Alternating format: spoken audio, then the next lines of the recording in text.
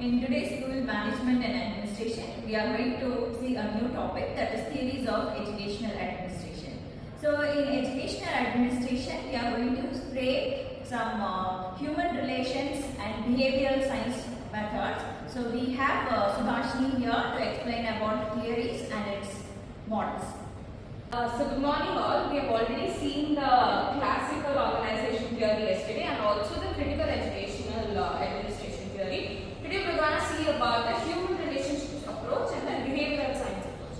As the name suggests, first we are going to see today about the human relationship approach. So the meaning or the definition of this whole model is just there in the title itself, that is the human relations approach. This model specifically emphasizes on human relationships and emotions. Okay. So why this is different from other models or theories is that this specifically doesn't care about the rules, regulations or the works that was seen in other theories at all. Here we are going to mostly concentrate on the relationships of all the stakeholders of an organization. We're not going to only see about the heads of the organization or the employees. We're going to see about the heads, and the all other stakeholders of the organizations also. This theory was first influenced by Hawthorne, that is Hawthorne. This is where this whole theory was influenced from. What Hawthorne's study says is that it says about working of an informal social factors. You have to pay attention to your workers and also have an open communication.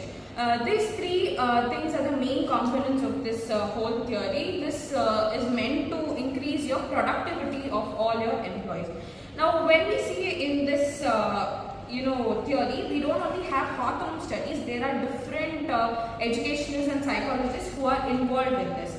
Some of the names are Kurt Lewin, Jacob Moreno, and many other of his colleagues also are involved in developing this whole theory. The notes will be later shared with you people. So what this theory mostly emphasizes is that when you give importance to your employees or stakeholders' emotions, the productivity will be higher than what you follow in other methods. Okay, so the important features here is that you focus on your human needs, communications, you give importance to your social relationships. And one more thing this model emphasizes is that upon motivation is one such key factor of this model. So moving on to next is your behavioral science approach.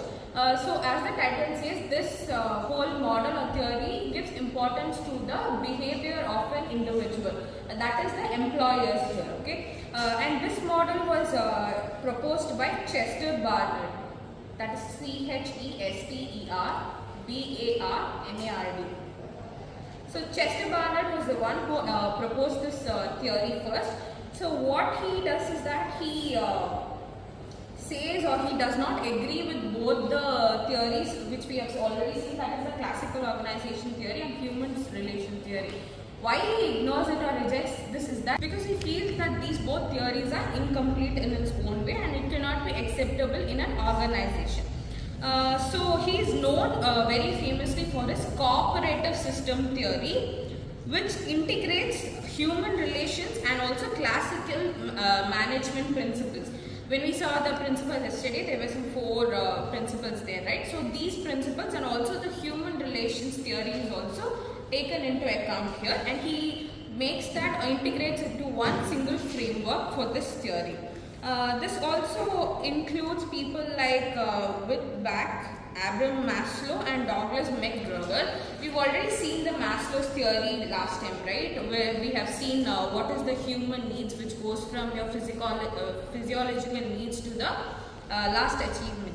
So in this class today, we have seen about 2 different approaches or theories of educational administration. One is your human relations approach and one was your behavior approach, science approach. These both theories, as the title suggests, one gives importance to the human relations alone and one more gives emphasizes to the behavior of the individual or the employee.